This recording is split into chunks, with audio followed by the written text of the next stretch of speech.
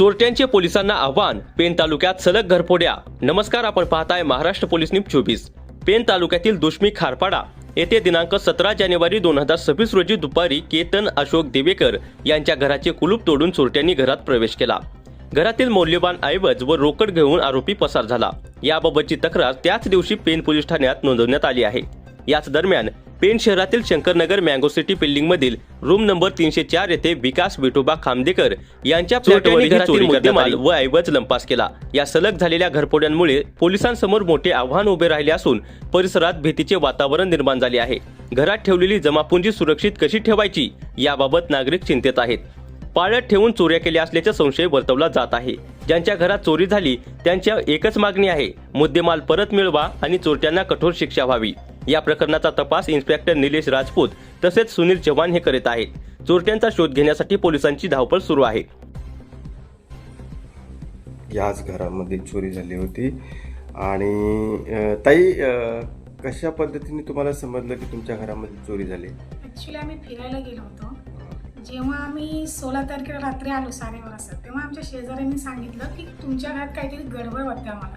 आम्ही आलो आतमध्ये बघतो तर सगळं असं खाली पडलेलं भेटलं आम्हाला, म्हणजे सामान, ज्वेलरीचे बॉक्स। तेव्हा मी चेक केलं तर सगळं दागिने काहीच नव्हते बॉक्समध्ये। मग आम्ही लगेच गेलो पोलीस चौकीत आणि कंप्लेंट करून दिली। काय काय वस्तू तुमच्या गेल्या? माझ्या 4.25 तोल्याचं गंठण, कानातल्या कुड्या, कानातल्या साखल्या, मुलाची चेन, त्यात पेंडन होतं, माझी अंगठी, मुलाची अंगठी आणि चांदीचे पैंजण होते। अजून काय पैसे वगैरे काय? पैसे वगैरे नाही। पैसे वगैरे काय गेले? फक्त ज्वेलरीज गेली। ज्या तुम्ही म्हणजे किती दिवस बाहेर होतात तरी पण? आम्ही 14 तारखेला सकाळी 6:45 वाजता इथून निघालो। अच्छा, मग तुम्हाला कधी कळलं आल्यावर? आम्ही आलो तेव्हा आम्हाला समजलं, इथे 12:30 वाजता रात्री आलो। आमचे शेजारी आले, आम्हाला सांगितलं, त्यांच्याकडे आम्ही चावी दिलेली झाडांना पाणी घालण्यासाठी। तेव्हा ते बोलले आम्हाला की तुमच्या घरात काहीतरी आम्हाला गडबड वाटते, तुम्ही एकदा चेक करा। आम्ही आलो, जस्ट गेलो बेडरूम मध्ये, चेक केलं तर असं आम्हाला समोर आलं। आतमध्ये कुठे दाखवलं मला तुमचं जे झालं होतं?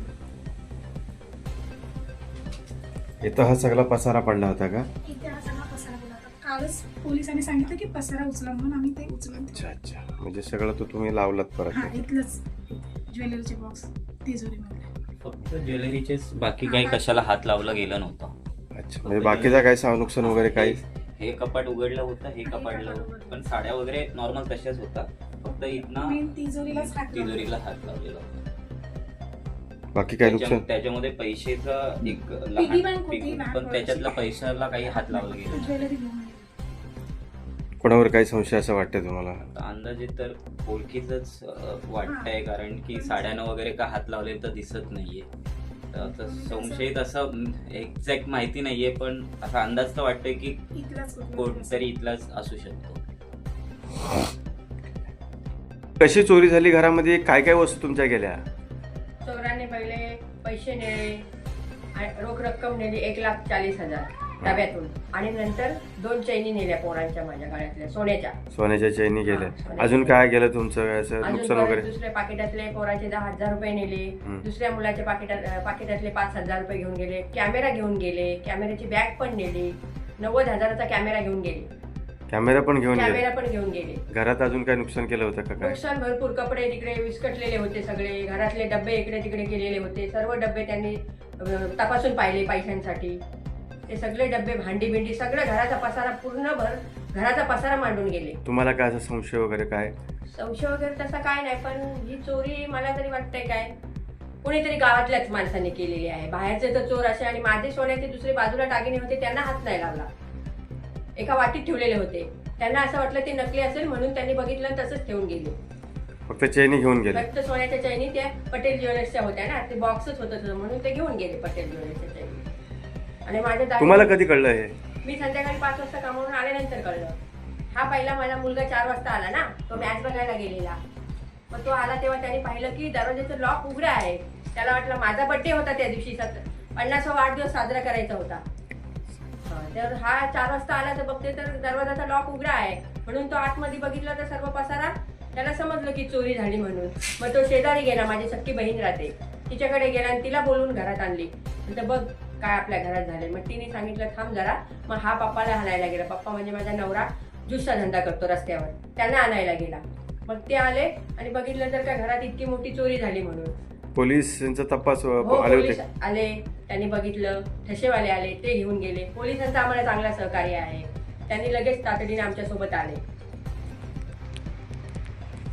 अजून काय वगैरे काय असं काहीच नाही ना गेलं. दुसरं काहीच नाही दिलं. तू दागिने किती वाजता आणि आलास? पैसे नाही दिले. मी पहिली म्हणजे 12 वाजता कामावरून 12 वाजता आलो आणि नंतर 12:30ला मी घरी गेलो. आम्हाला फक्त मॅच बघायला गेलो. नंतर मी 4 वाजता मॅच बघून आलो तर मला लॉक संशयातच वाटला. मला वाटलं पप्पा वगैरे आला असेल घरात. नंतर मी आतमध्ये प्रवेश केला तर मला पसारा पूर्ण 4 वाजता पूर्ण म्हणजे फोडलेला दिसला. डबे बिबे खोलले तर मी चेक केलं तर पैसे आणि 2 चैनी घेऊन गेले. बाकी जे कॅमेरे नंतर मामा नंतर समजलं जे धसे उठवणार आले तेव्हा आम्ही कपडे बिपडे काढले तेव्हा समजलं की कॅमेऱ्याची बॅग आणि भावाच्या खिशातून 6,000 रुपये घेऊन गेले. महाराष्ट्र पोलीस न्यूज 24 साठी रायगड जिल्हा उपसंपादक संजय गायकवाड.